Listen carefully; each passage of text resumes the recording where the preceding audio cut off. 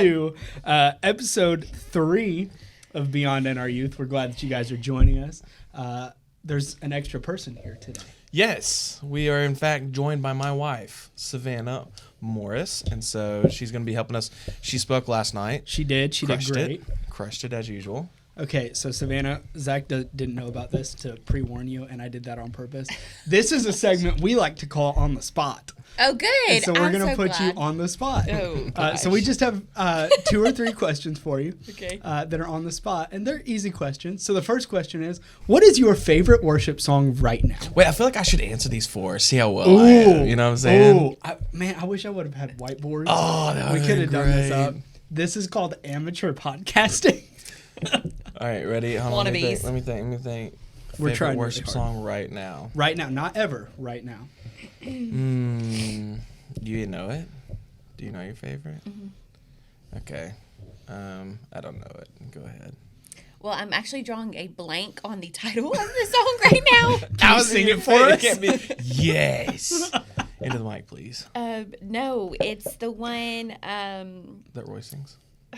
No. Well, yes, y'all. Our 5-year-old is about to graduate pre-K, and they do a little worship segment, and I'm just undone by it. I cry every time. Yeah, you do. No, it's the one. I'm talking about the desert. You know, I'm drawing a blank. It's the podcast. It's making me draw blanks already. Anyways, next question. Somebody just look up the desert worship. There's a lot of them. I'm talking about. It's a great song. You maybe need to sing it. I'm not singing it. Do you know the words? No, I'm drawing a blank. Like, I'm not kidding. I'm drawing How does the beat blank. go? Can you hum the beat? Nope. Next Okay. question. Question 2. Okay. What is your favorite Bible verse of all time? Oh. Colossians 3:23. What does Colossians 3:23 say? Whatever For those of you us do. that may not know. Whatever you do, do it unto the Lord as you were working.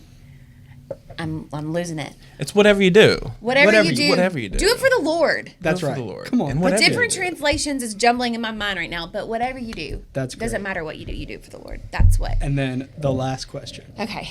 If you were given $1 million and you had to spend it in one day, One day. what would you spend it on? Crypto. No. $1 million? $1 million. You have to spend it all by 12:15 tomorrow. I would like it. I feel like the pressure is on because Zach Morris is like very, he stewards our money well. Good job. Very Zach. well. Thanks, man. I appreciate it. I'm in my mind. I'm thinking already like, okay, $1 million. Here's what we got. Bam, Okay, bam, bam, here's bam. what bam. I would This is do. paid off. This paid I would take the $1 million and I would say, here, babe, here you go. That's what I would do. That's a great response. I mean, somebody said The only thing I would submission, say is you know? tithe it, and then I just maybe want a pedicure out of it. Like $70. It's fine. A spa day.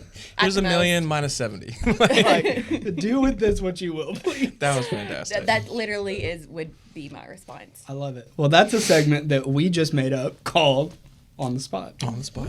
See, I didn't want to tell you about it because I didn't want her Desert to song. be I'm warned. still trying to figure out what that song We're is. going to Yeah, figure it bless out my right Is it heart. after. new? Who sings Yeah, it? it's Who new. sings it? Chandler Moore. Here's what's going to happen. We're going to figure this out, and we're going to put it in the description. Oh, I remember it now. Okay. Because and this is gonna sound like a cuss word, but it's lyrics. Is it the one that said I used to damn you in those the desert valleys. Yeah. That is a good song. It That is. is a good song. It speaks to my heart Every time I hear it. those lyrics come up, though, I'm like, Royce, please don't try to repeat that. Is it called Roy- Breathe? No, No. it's new. Royce can listen to a song twice, and he knows all the lyrics, so it's really great. I love that. That's awesome. We'll put the title in the description. Yes, so yes, don't that'd be worry. great. That'd be great. Well, last night we were in week. For my good. For my good. See, That's my favorite song right y'all, now. we have the internet, and we took this long to get but it's one of those songs though that I struggle with because it's not really a worship song. Like it's not, I guess, all about the Lord. It's about I. Yeah. And not that it's bad, but I don't know if you would consider it worship more than just like That is I an think- entire discussion. I was gonna say I had that conversation with one of our students, and he was like, "I mean, those songs aren't worship." I'm like, "Yeah, but at the same time, like, don't get me wrong, worship is God-centered, Yes. right? Totally. However, those moments where you can acknowledge God's goodness and how it worked out for your good, or how it benefited your Right. strength or your courage, whatever it may be, I do think those are important. And maybe it's not honoring the the most Lord. important, like priority-wise, like I maybe think not. too those songs are it's different settings. Like Yes. on a Sunday or Wednesday night church setting, worship should not Be about us. 100%. However, when you are just acknowledging God's goodness in your life, that's whenever. Well, I That's mean, like if a good secret place If song. I'm It's a gonna, great I think place. if the Lord was like, "Hey, I want you to get caught up in the Drake and Kendrick Lamar beef, or I want you to listen to that song," I think He would still choose like "For My Good," right?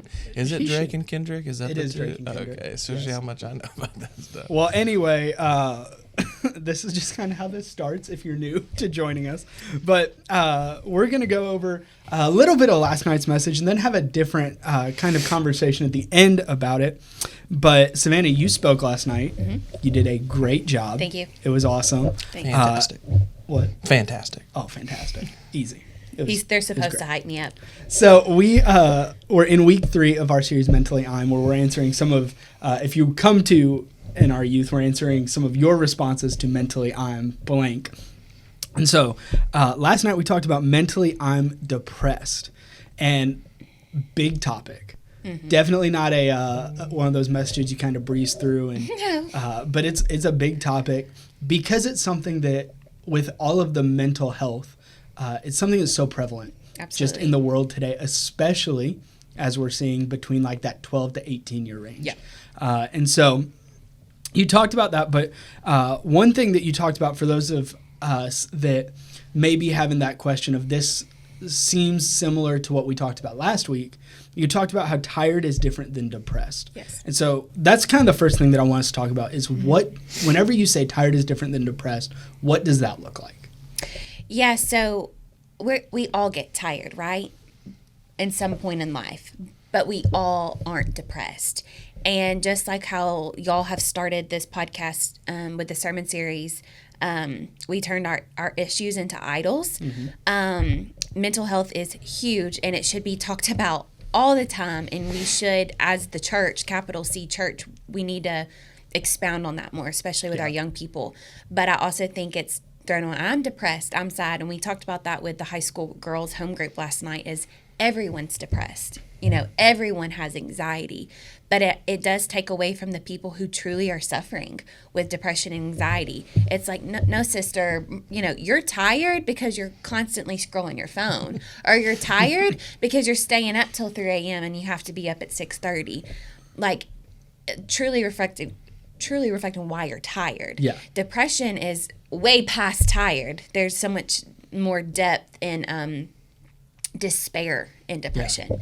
I would say if you can, you know, if you're consistently tired, then maybe let's dig in if you're depressed. But if it's just circumstantial, you're not depressed. I heard I think it was before you stepped into the high school guys group last night, one of our guys said that a great way to differentiate it is if you wake up, if you take a day of rest and when you wake up you feel better, you're probably not depressed. Yeah, you probably that's just good. need to unplug. Absolutely. I'm like, that's a great way to put Yeah, that, because it definitely shows you the difference between just, hey, you're running at 1,000,000 miles an hour and you need to stop, Right. versus actually there's some conversations we probably need to have. Yeah. You might have an imbalance in your brain or whatever Yes. that we need to Yes. kind of address. But on that point, do you have anything first off to add? Just No, on that? I think that you're hitting the nail on the head. I think that if you're tired, like, it's usually circumstantially based.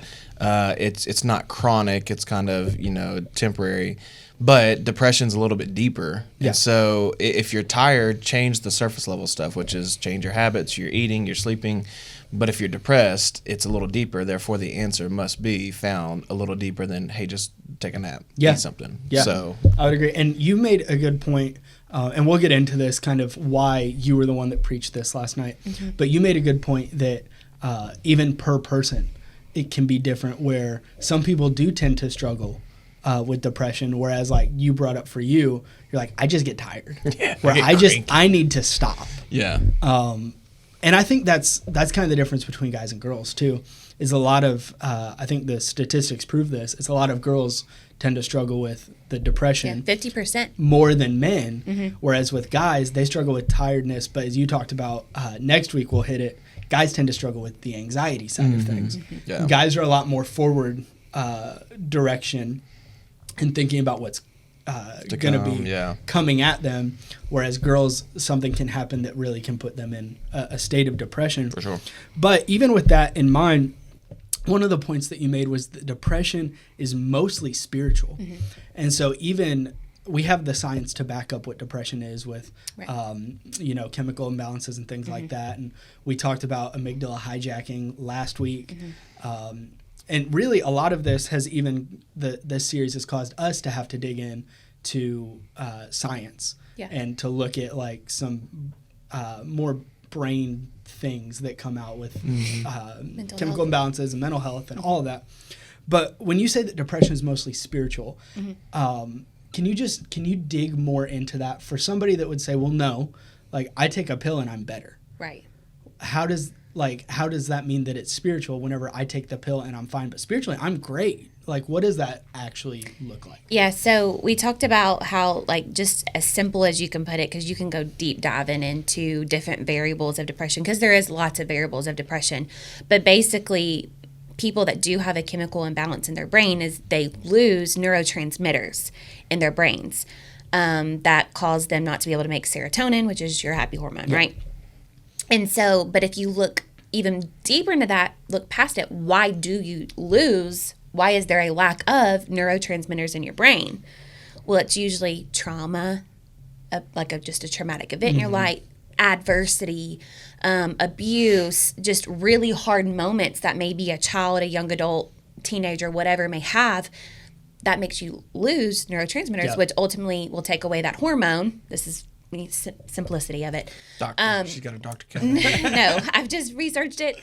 I've also gone through it. And so that's the science behind it. But if you look at, the root of it, why?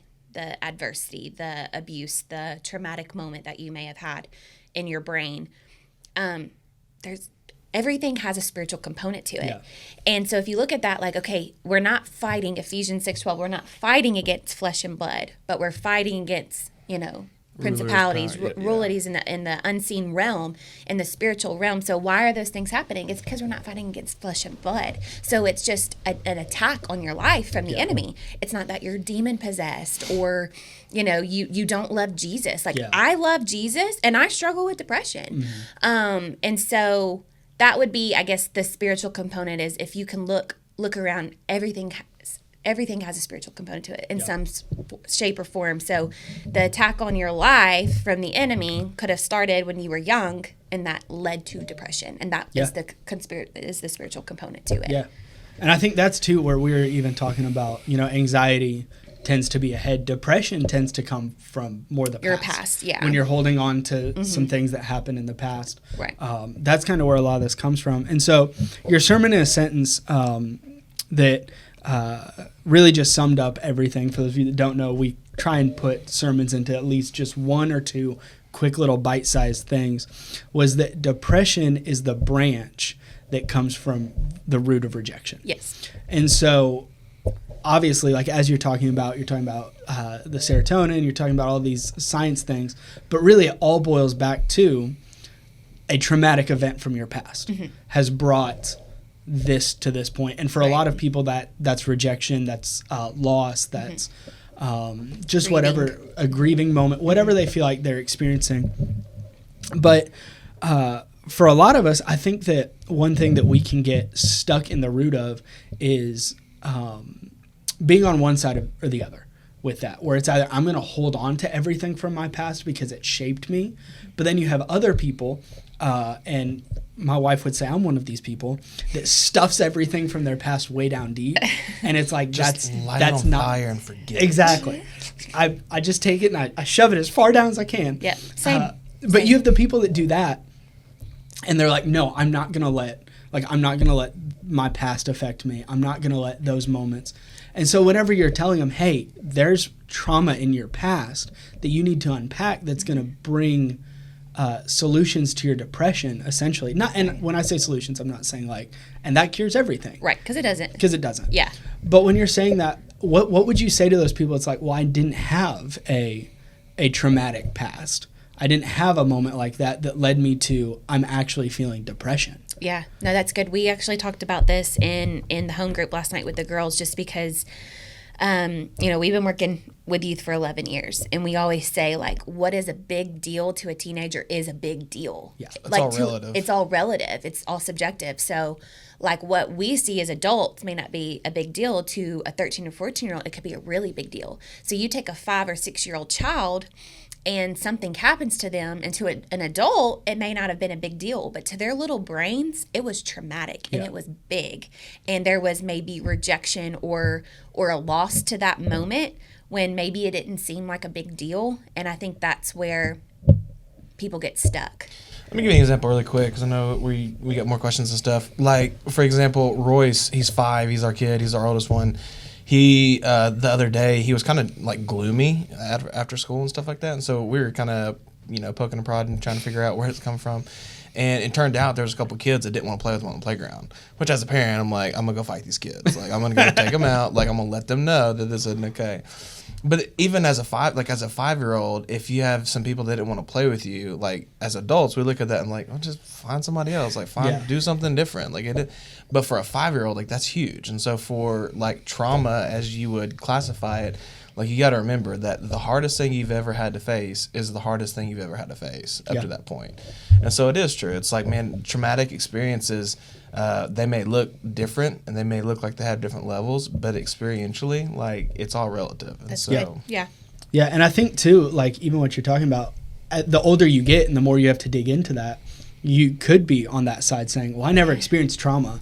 But it's like, no, in elementary school, you were the kid that played all by yourself. Right. And you're like, well, that wasn't traumatic to me. But it was a big deal at the time. But when your brain was developing, absolutely, that trauma that you experienced then actually is wired in now. Mm-hmm. Yeah. Where you're sitting there going, oh, like the more you dig into it, you're like, oh gosh. Trauma is like a hot word, a buzzword, right? Yeah. So what if you reworded it to the discouragement? Like, like what if a discouragement shifted or shaped your childhood? Like, it may have been that a kid didn't want to sit with you, or they called you smelly, or whatever it may be.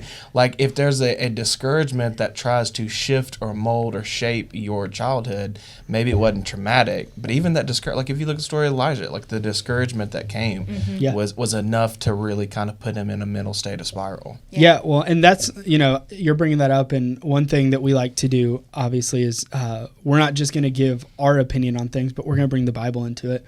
And so we see, you spoke from this passage last night of Elijah in the cave, and we've talked about on, I believe, our first episode, we talked about the difference between isolation and just solitude. Yeah.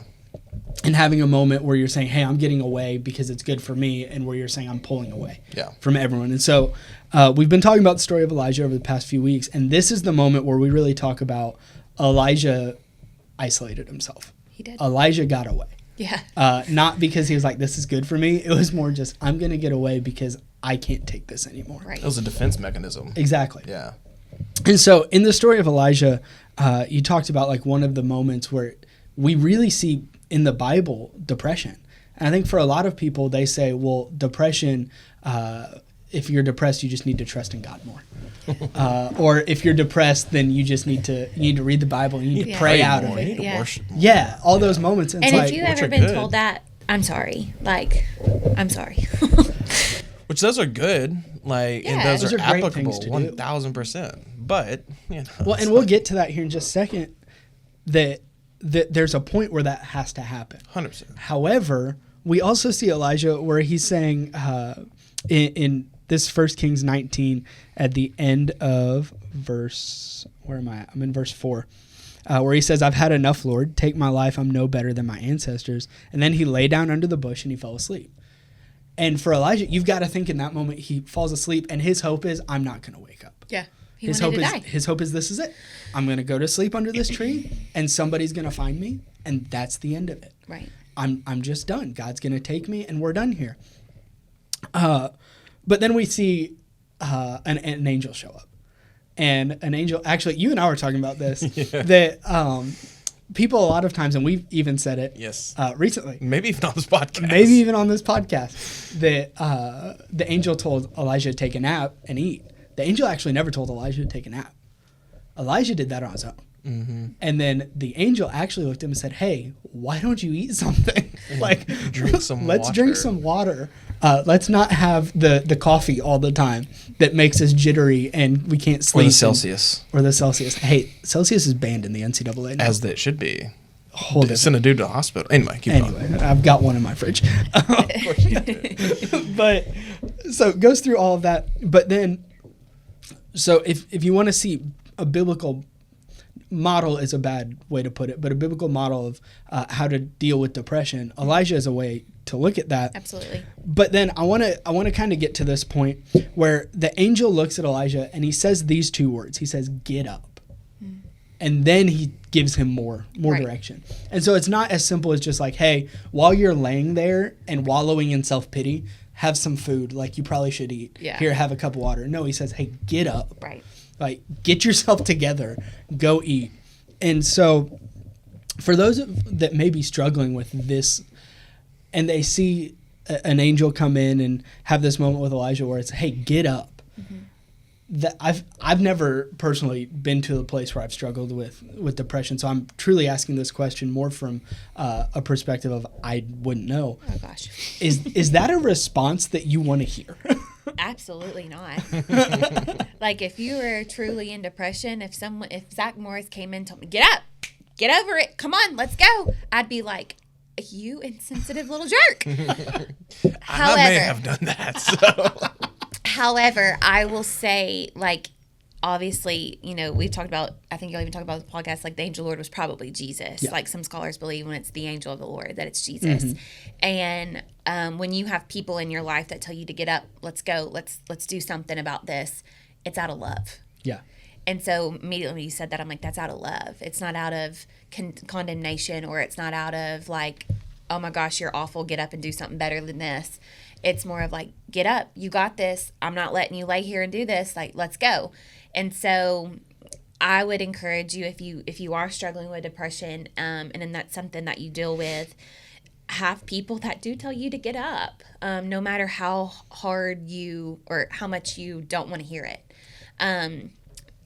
There needs to be sensitivity to it, obviously. Yeah. And I also think there needs to be relational equity in it. Yes. You just, you know, if I don't halfway know somebody, I'm not going to be like, "Oh, you struggle with depression, get up," you know? Like, no, it's going to be somebody that I trust, I love, that is invested in my life. So, well, and two things, like I think we forget that we can't pick up tone of the Bible, right? True. So it's like when he says get up, like those are one of those moments like I wish I was there. Like what tone did Jesus use in that moment? Yeah. You know? wasn't it was sweet. I would assume so. It was good. But then the second thing is like, and this may be a question you were going to ask, but like in what, like how do you have the strength to get up? Like Jesus isn't going to ask you to do something that you're incapable of doing. Yes. And he even gives him the bread and says, "Hey, this is going to sustain you for the journey ahead."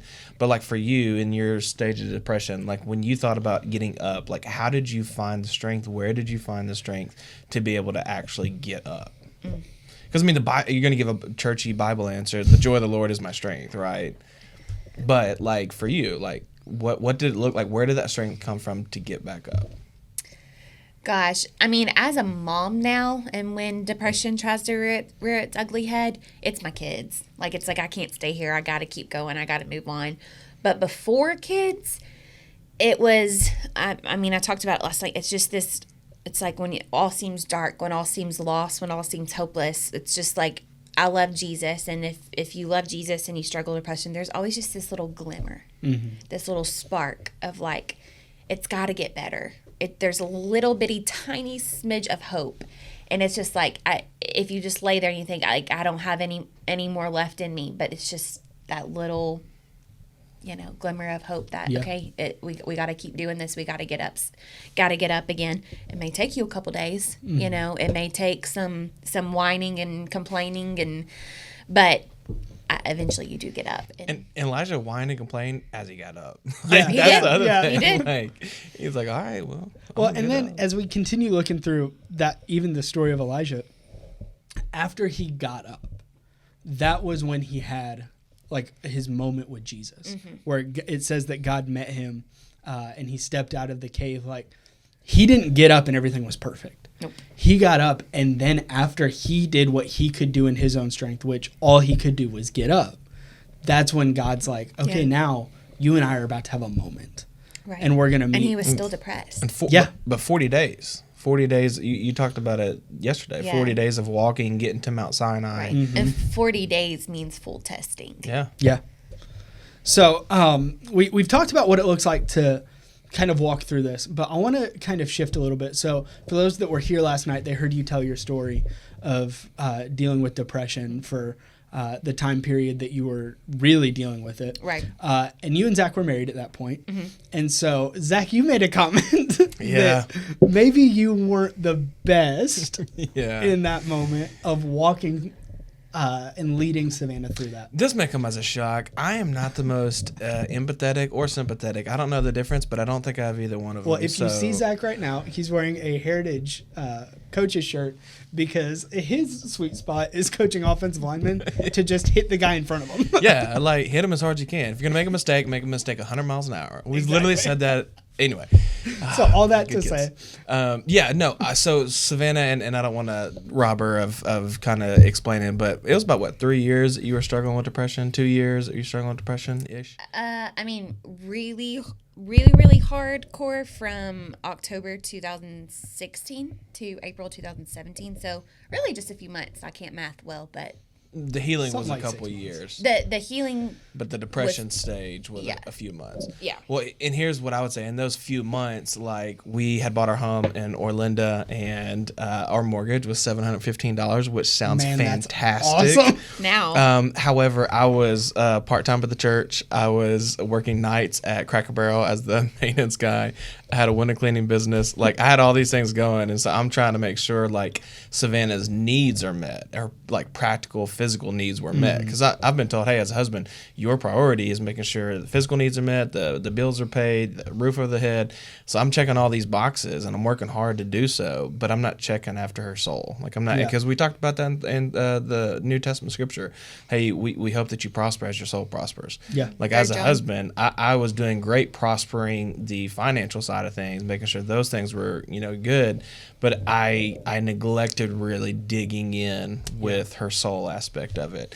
And I struggle with that one. So with that in mind, and obviously you're kind of being vulnerable to admit that, I want to shift really quick more towards you. As somebody that was in that moment, because I feel like for a lot of us, we are, especially guys, we tend to not struggle with depression, but we know people that do. And especially with how prevalent it is around middle schools and high schools nowadays, even down into elementary schools, up into colleges. Like, I don't directly deal with youth. I serve back there with you guys, but I deal with college students. And, you look at college campuses, and it's not like you turn 18, you graduate high school, and your depression goes away. Like, it honestly ramps up a little bit more I was in college. 21, 22. So, as somebody that, like I said, I haven't dealt with that. Obviously, Zach has talked about he hasn't dealt with that. What is a way that we could better help our friends and family that are experiencing that? Like, when you were in that moment, what would have been something that you wanted somebody to just come alongside and do? Right. Well, to Zach's defense too, I hit it really, really well that season. Yeah, you did. I didn't want anybody to know what I was dealing with because I had it all together, right? Like, no one needed to know I was struggling. No one needed to know that I was fantasizing my death. Like, no one needed to know that. So I hit it very, very well. But once I realized that I did need help, I think what people did, Pastor Rachel, therapist, whatever, they did was they didn't tell me like I was crazy. They didn't tell me, I needed to love Jesus more. They didn't tell me that, just get better, change your mind, get better. It was more of like they were understanding. They were sympathetic. They were kind with what they were encouraging. And so I think sometimes, like when someone says, well, I'm depressed, people are kind of like, everybody's depressed, everybody's going through it, just kind of brushing it off. But I would say, like, really sit in it with somebody first. Eventually tell them to get up, let's get better, let's figure out what we can do to help you, whether it be therapy or medicine, or let's do a Bible reading plan together so you can saturate yourself in scripture. Whatever it looks like for that individual person, because I do believe the healing process is different for everybody. But sit in it. When someone finally opens up to you, whether it be family, friend, whatever, just understand it.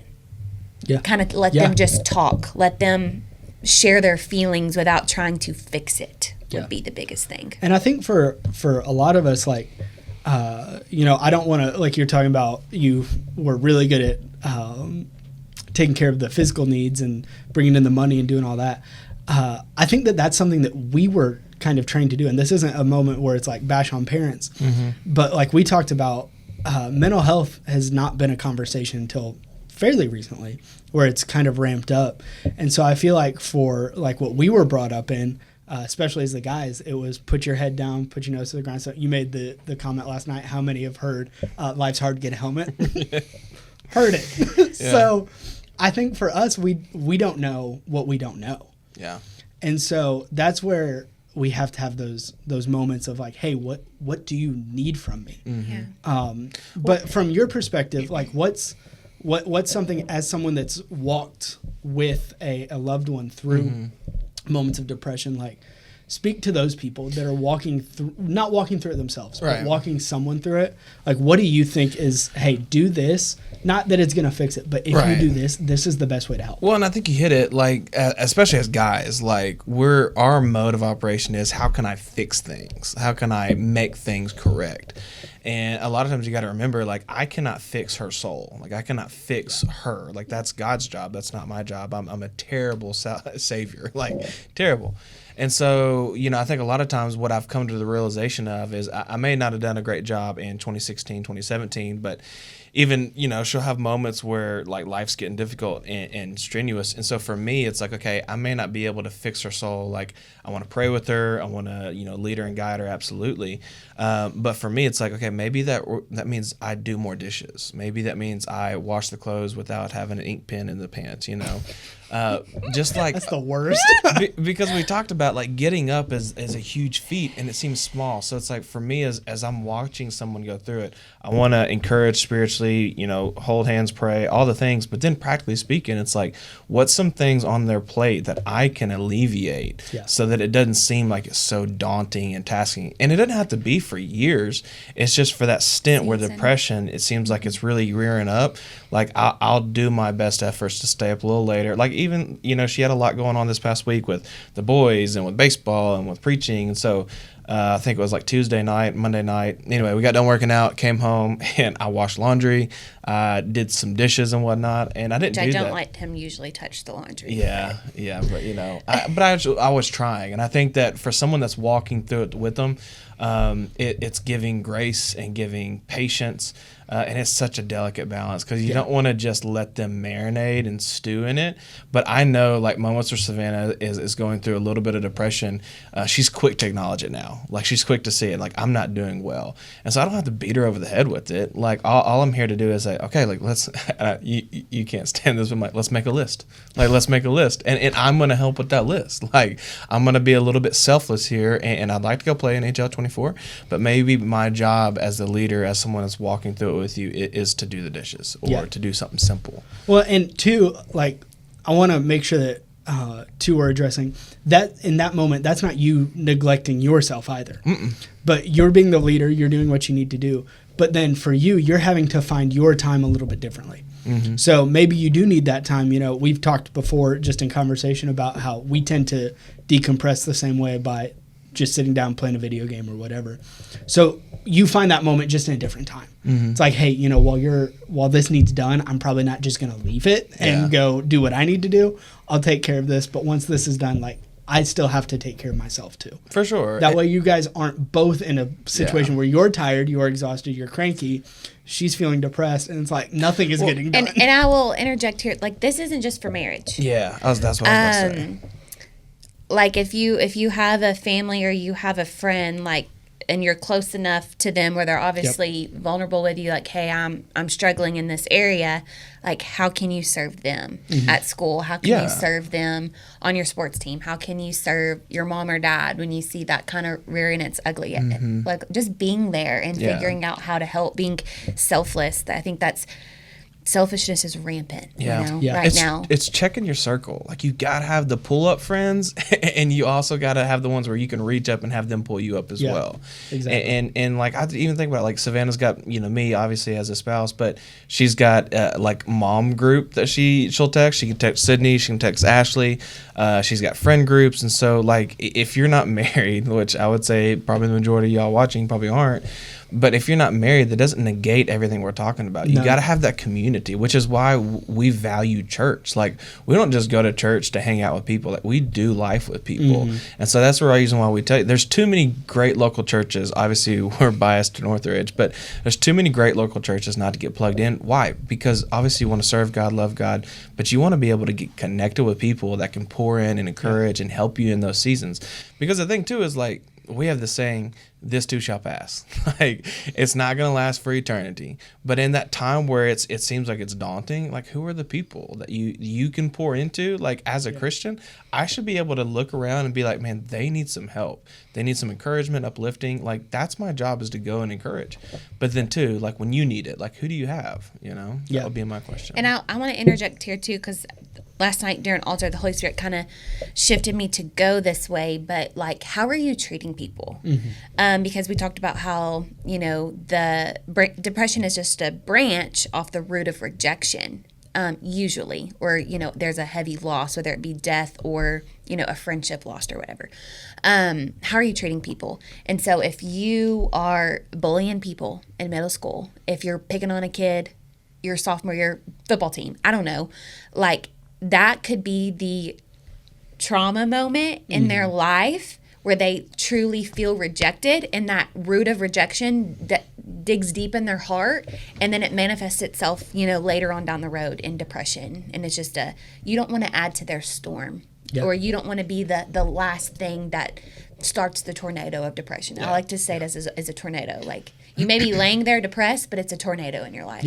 And so just being mindful of, like, you don't know what people are going through. You don't know what they're struggling with. And so just consider, like, hey, this person could be more inclined to depression because their family is more inclined to depression, just spiritually speaking, spiritual components. If I treat them this way, what will that do? You either aid or alleviate. Like, you're either aiding to the trauma or the discouragement, or you're making an attempt to alleviate it. That's super good. And I don't want to cut the conversation short, but obviously we're on a time crunch. And 38. We want to make sure that we're being respectful. For those of you that don't know, Savannah, you're here on your lunch break. Yes. To shoot this. And so, shout out to Pam Duval for holding down the fort. We want to make sure that we're respectful of you and respectful of Pam as well. And so just real quick, last closing thoughts. If you could just say, I want from... We'll do this with each of you guys from your perspective. But if you could say one thing to somebody that is suffering with depression, that just, like, this is, like, if you hear nothing else, I want you to hear this from me. What do you think that would be? I mean, the first thing that popped into my mind was depression is not your identity.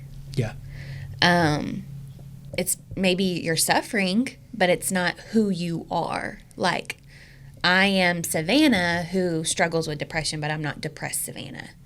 And so don't wear it. Don't make your issue of depression into your idol or your identity, because it's part of your story, but it doesn't have to be the end of your story. And, I said this last night, and this is kind of bold for me to say, but I do want to say it. Like, there's a big tagline in mental health right now. It's okay to not be okay. No, like, it is not okay not to be okay. God didn't intend for you to live this way. It is an attack of the enemy on your life to be depressed. And so, okay, you may not be okay for a moment, but how can you get help? How, day by day, moment by moment, how can you step out of this deep pit of despair, of depression? Because it's not okay. Yeah. God came to give us abundant life, Yeah. and depression is not abundant life. And so if you're struggling, like, it isn't okay. And so what can you do? What's the next step? If it's, I have nobody, please DM NRYouth Yeah. Instagram account, or what, Facebook, I don't know, whatever it is. Because we would love to help you, for sure. But just be vulnerable with somebody, and I pray that person that you're vulnerable with lets you sits in the pit with you for a second, and then let them tell you to get up. Be okay with them telling you, okay, it's time to get up now, and make the next step, whatever that is, therapist, medicine, talking to a pastor, a friend, I don't know, whatever it is for you. Yeah, I mean, I definitely think, you're talking about it's okay to not be okay. I think that the better way to put it would be, it's okay to struggle. It's not okay to stay there. Yeah. Because a lot of times it's okay that I'm not okay. Right. And what you really mean is, it's okay that I'm going to suffer and struggle and just sit here for the rest of my life. Right. So, but then over to Zach, what would you say to somebody, kind of wrapping up the other side of that conversation, what would you say to somebody that's got a friend that's dealing with depression, that's got a family member that's dealing with it? What would just be your encouragement to them, to help them appropriately and effectively help their loved one or their friend? I would say be way more willing to provide your ears than your mouth. Like, you just listen. Like, don't listen to try to solve. Like, just listen to listen. And man, like, continually letting yourself get filled up, because there is going to come a point where you've invested relationally, you spent the time in the pit, you've attempted to provide the bread or provide the practical sustenance to be able to help doing the dish, whatever it may be, helping your parents. But there's a point where you got to know when is the right time to say get up. And if you try to do that in your own intellect, with your own wisdom, with your own knowledge, you're probably going to mess up that timing, where it's not going to be taken well. And so the key for the person struggling with depression is that you can hear that still small voice that comes from the Lord. The key with someone that is trying to help someone dealing with depression is, can you hear that still small voice and know when is the appropriate time to speak, impact, nudge, urge? And so I would encourage you, like, make sure that you're bringing prayer of that person that is you're walking life with in depression. Like, ask God, when do you want me to speak? When do I need to be encouraging? When do I need to give ears? And He'll speak to you. He'll give you a still small voice, and He'll let you know. And it's just operating according to what He's telling you to do. Can I say one more thing? Okay, last thing. So at the end of what I read in 1 Kings 19, basically, like, Elijah finally comes out of the cave when God's talking to him, right? And he wraps his face with the cloak. And, it talks about, it wasn't the earthquake God was in. It wasn't in the fire. It wasn't in the whatever else it was, the wind. But it was the gentle whisper that God was in. And so I would just encourage you to, like, I can remember coming out of depression, like, trying to do better, be better, whatever, in my own strength. But I can just remember thinking, I don't know if pouring these scriptures are going to work. I don't know if reading the Bible is going to work, but I'm just going to try it. Yeah. And so God speaks through His word, right? He can speak to you anytime, anywhere, but He speaks through His word. So just the bread of life is the word of God. Yeah.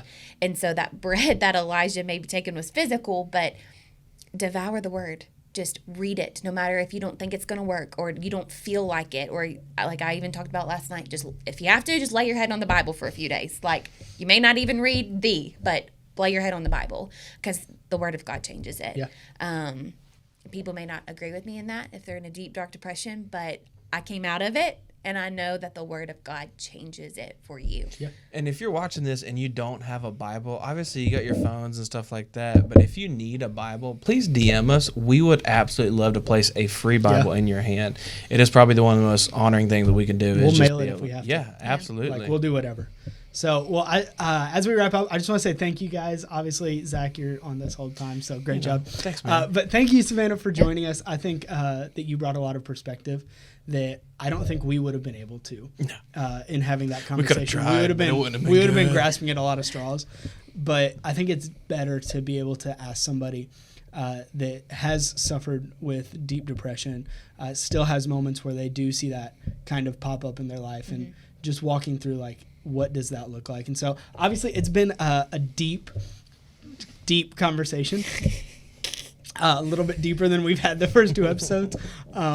Next week is going to be a great episode. We're going to tackle anxiety. Yeah. I think we're a little bit more suited to have those conversations. Yeah, I'm excited. It'll be good. We're going to talk about anxiety next week. But man, we're so glad that you joined us. Like, comment, share, subscribe, all the things. Let us know if you're enjoying this, because we would love to hear from you. But share it with your friends, all those things. But man, we love you guys, and we cannot wait to see you next week, Friday, for Beyond NR Youth.